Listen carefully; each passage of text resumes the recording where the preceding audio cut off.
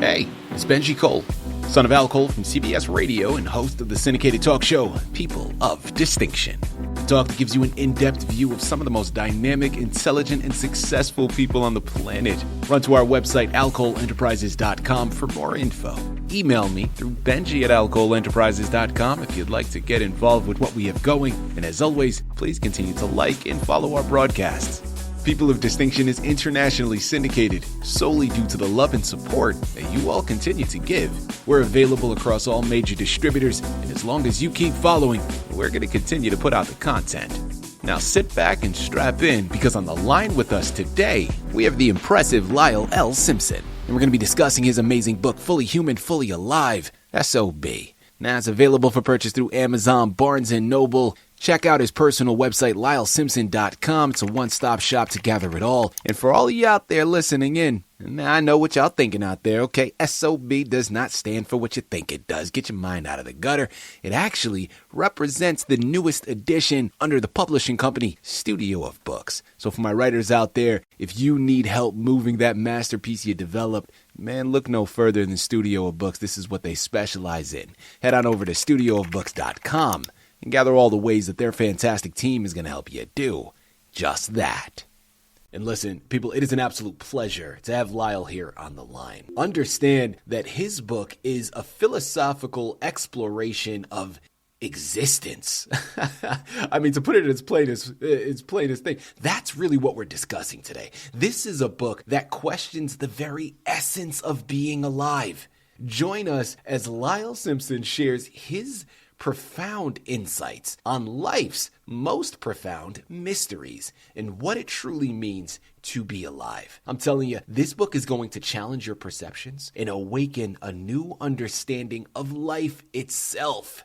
These are some big statements, and I promise you his book is able to back up all of it. Lyle Simpson is truly the embodiment of a person of distinction, and this book is nothing short of magnificent. Sit back and strap in. Lyle, first and foremost, welcome to People of Distinction, and thank you very much for being a guest. How are you doing today, sir?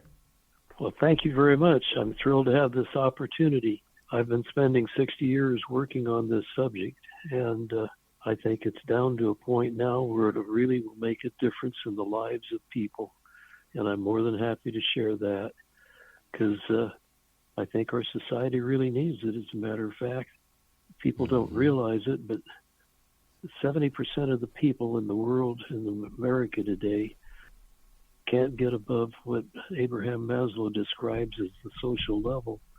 And there's 3 levels above that that would make their life far more meaningful if they only knew it existed. And that's really the purpose of the book. Yeah. Well, listen, Lyle, thank you very much. Again, I mentioned it in my opening statements, man. What you've done here is profound. And it's something, when we talk about just the essence of life, the existence of life, I mean, this is something we've all contemplated. These are questions we've all asked. So to really have an in-depth analysis is something special. Now, you mentioned a moment ago Dr. Maslow, and that's really where I want to start. For people that are unaware, myself included, I mean, of course, I've done some research now in preparation for today's interview, but let's start at the ground floor. First and foremost, who was Dr. Abraham Maslow, and what was his hierarchy of needs? Explain that a little bit more to us. Well, that's kind of a complicated thing to answer, but I'll certainly give you the story. My undergraduate work before I became an attorney was in the field of psychology. And I did not learn about Maslow at that point in time, but psychology started with Sigmund Freud, who took people with bad behavior and brought them into the mainstream of society. Mm-hmm. So it sort of started as a negative science. Then the behaviorist comes along. Everybody's heard of the dog that they ring a bell and all of a sudden he'd salivate, which proves that behavior could be modified. Yeah. And behaviorists start with the philosophy that behavior is caused by need deprivation. And that's the world that Maslow grew up in. He was trying to figure out why 2 of his professors were such beautiful people, what their need deprivation was that caused that. And all of a sudden he realized, hey, maybe we got all this backwards.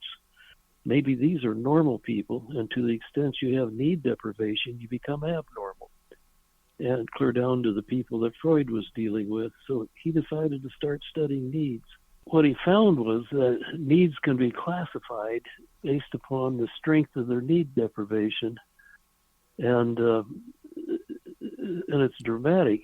And what he found is actually most psychology students would tell you there's 5 levels.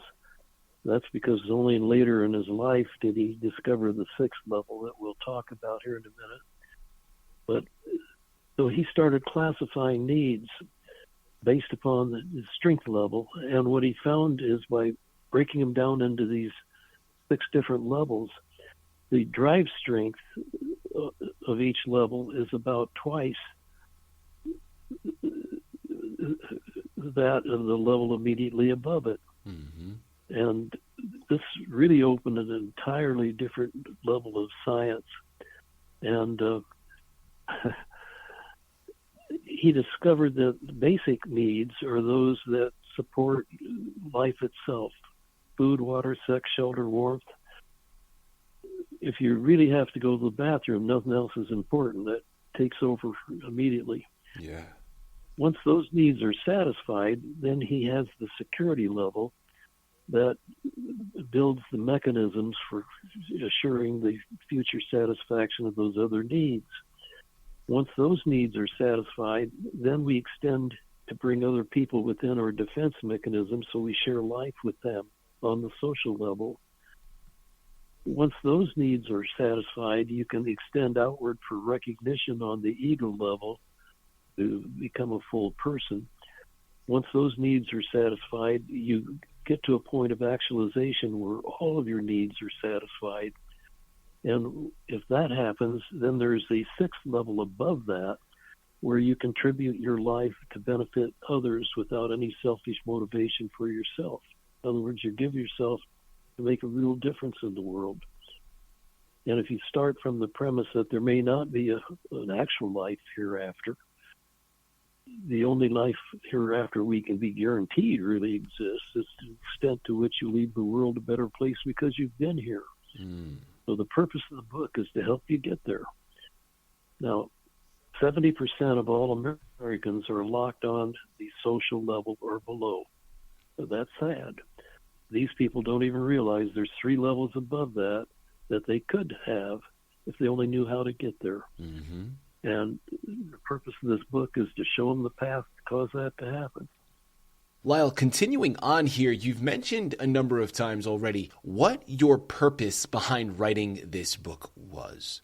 Well, in addition to that, and kind of building off of it, why did you feel, because it sounds like as you're explaining this and you're talking about how 70% of people aren't even aware of these things. So you're raising that awareness, you're writing this book to inform. It almost comes across as this was a call to action almost, right? Where you felt compelled to do that. Now, by no means do I want to assume or put words in your mouth. So Lyle, talk to us a little bit more about that inspiration. Why did you feel that this was a book that needed to be written? Oh, well, first place, I discovered that I was a humanist many, many years ago. I became an officer. Well, this will be my 50th year of being an officer in the American Humanist Association. Wow. I spent 6 years as its national president and got to know a whole lot of people that are on the growing tip of thought of something. And these are people that range from, well, good God, Albert Einstein to Bertrand Russell to Bill Nye the Science Guy to Dr. Seuss. It's a wide range. But people I've gotten to know personally, well, my successor as national president was Isaac Asimov, who published 480 books. His 2-volume guide to the Bible takes every chapter of the Bible and puts it in a historic setting. And or Asimov's Guide to Science, or Asimov's Guide to Physics. The guy was brilliant. And Carl Sagan, the astronomer, you spend a weekend with him, it really charges your batteries. But these people cause you to think outside the box. Mm-hmm. And Will and Errol Durant wrote The History of Civilization. Gene Roddenberry, that created Star Trek. Every edition of Star Trek is a humanist message. Humanism is not a religion. It's a philosophy of how you live your life while you're here on Earth. And these people are on the growing tip of it. And anyway, so that motivated me to want to do my part. Yeah. And hopefully this book can do it. In addition to informing people with this information, what are you hoping to see people do with that information once it's received? Most people simply exist, and they don't benefit society. And if people really understood the benefit that they would get by giving of themselves to others, it makes a huge difference. Let me just give you one little example. Yeah. My grandson is a third-generation humanist now. He was a freshman at Drake University, and he and 20 students and 3 professors went on a study abroad program aboard. One of the professors was from Uganda, a rural community, where he took these students. These students didn't realize he was from there until they were sitting in his father's living room. These people never had seen white people before, let alone Americans.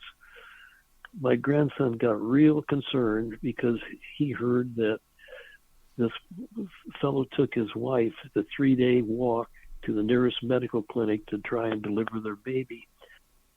But he didn't have the equivalent of $5 to pay for the delivery kit, so they refused to deliver the baby. So he tried to deliver his own baby on the side of the road, and the baby and mother both died. That was more than my grandson could handle. He said, I'm going to spend the rest of my life seeing these people get a medical clinic. Mm-hmm. When he made that decision, 6 of the other students agreed to help him, which meant the professors had to get involved. 3 years later, my grandson, they had gone back. Well, let me back up. One of the children was the daughter of a fellow in a Rotary Club here in the community, mm-hmm. who handled the international committee for that Rotary Club. And so the Rotary Club got involved, was pretty well assured that this clinic was going to happen. So the kids went back in January, found a Rotary Club over in Uganda that had an architect in it that designed the building and a contractor who gave them how much it was going to cost to build. But they came back, and my grandson agreed he'd raise the money if the rest of the kids would meet all the other needs. And so he spent his second semester sophomore year raising the money. And the clinic got started, broke ground, and a year later, it was ready to be completed. They had found a doctor that would manage it, and they found a church over there that would provide staffing for it. And during this time, well, I've been an attorney now for 60 years. I help people be successful in whatever they want to do rather than the typical attorney that gets in the middle of the battle and gets into lawsuits. 5 of my clients are now world leaders in what they do, and I think I've helped. 80% of all new businesses fail the first 3 years. We lose maybe 16, 17% because either it was a dumb idea or you didn't listen. But I do think we make a difference between that and the 80% who otherwise would not maybe exist today. Yeah. The point being, we're trying to make the world a better place. And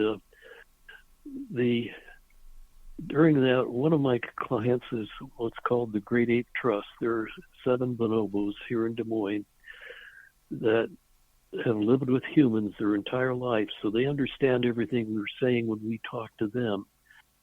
They don't have a voice box to speak, and so they've got a symbol board of 500 symbols. So they talk back to us. Des Moines is the only place on earth where you can conduct an intelligent conversation in the English language with another species of life. And as a result, it brings people from all over the world. So this attorney from Minnesota comes down, and I'm talking to her about what she does, and she represents nonprofit entities, one of which in Minnesota takes all of the equipment from hospitals, when they buy new equipment, they turn the old over, or doctors retire, they give the physical part of their practice to this organization to put it in third world countries so they can get a tax deduction. I told her what these kids were doing, and she said, well, I realize it's not a hospital, but it's got the same needs. He says, you tell these kids to come up and talk to our board, and we'll put all the equipment you're ever going to need in that clinic. So the kids did. And the board said, okay, we'll give you a 40-foot trailer full of all the things you're going to need, $375,000 worth of equipment, if you'll raise $10,000 to pay for its shipment to Uganda. So the kids did that. Wow. And a year later, that clinic is open and operating. One of the professors went back to see it and saw there was a little 2-month-old baby laying there in a crib with an IV drip. They had both malaria and pneumonia. That child typically would have died. That little child opened her eyes and looked at that professor. She melted. She said, that made all this worthwhile. That child would not be alive today if my grandson had not made that decision. That's important. Yeah. My grandson did it because he has the attitude of a humanist, and he didn't know how he was going to get it done. All he knew is he was going to commit his life to see that it happen. And as a result, that child's alive today, and so are many, many other people. 30,000 people live in that community that had never in history had medical care until he made that decision. Well, that's the kind of thing that people can do when you get to that 6th level of Maslow. And that's what life really ought to be about, because you know, if there's not a life hereafter, my grandson's got an immortality now that you just can't beat. Mm-hmm. And he's excited about life today because of his philosophy. And so this book is trying to encourage that kind of thinking in the public. And I hope it works, because then I think my life will have had value. Yeah. Lyle, I have no doubt that it will. Man, I can sit here and I can talk to you for hours. Again, I am thoroughly engulfed in what you're talking about here. People, you know where you got to go. You have to pick up copies of this book for yourself, because there's just too much information. We couldn't possibly cover it in such a small interview. So this is just meant to be a snapshot. But as we close out of here, Lyle, throughout this entire process of writing this book, what would you say was a highlight? Or if not a highlight, something that surprised you that you weren't anticipating before you began on this journey? Well, in order to help people find wherever their barriers are inside of them that keep them from being able to get beyond them, I've traveled to Israel 3 times, for instance, because religion is something that does factor into the lives of most people in America. Interestingly enough, that's true in the Western culture. It's not true in China. American Bar sent 10 of us to China to study the legal system, and what shocked me over there, they do have churches, but people don't attend them because the government discourages that, because they don't want people to communicate with each other. Mm-hmm. The thing that motivates people in China is saving face. And losing face with somebody that trusts you is a mortal sin over there. I studied the society of the Sumerians before the Babylonians took over it's in southern Iraq, actually. And they're the ones that really created our organized religious systems that we have today. So I've spent a lot of time studying this subject, but in Israel, there are a lot of facts that we have that we believe because that's what we've learned in church or whatever, that really aren't true. And not that it matters, because these are symbols, but people hang on to their symbols. And what I'm trying to do in the book is I'm trying to expand people's thinking, which is frankly the whole purpose of a college education. Yeah. The factual information you learn, that's going to change in a short period of time because science evolves. But it's how you process information so you make it useful for yourself that counts. And so this book approaches life from that perspective. And I think that's kind of exciting. It has made a huge difference in my life. Just going to Israel was a tremendous experience. This might not be the day to go with the war going on, but it's eye-opening to be there. It's only a country 60 miles wide, and the inhabitable portion is about 150 miles long. That's teeny, 8 million people living there, but it's small.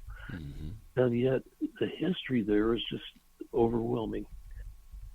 But so this whole search, in order to be able to write this book, has enhanced my own life. And I'm hoping that I can enhance the life of many other people. Again, it's Amazon, it's Barnes & Noble, it's LyleSimpson.com, and a whole host of other places. Make sure you're getting the latest edition of Fully Human, Fully Alive today. This book, man, this is one you're going to want to add to your shelf. Lyle, this has been a true pleasure.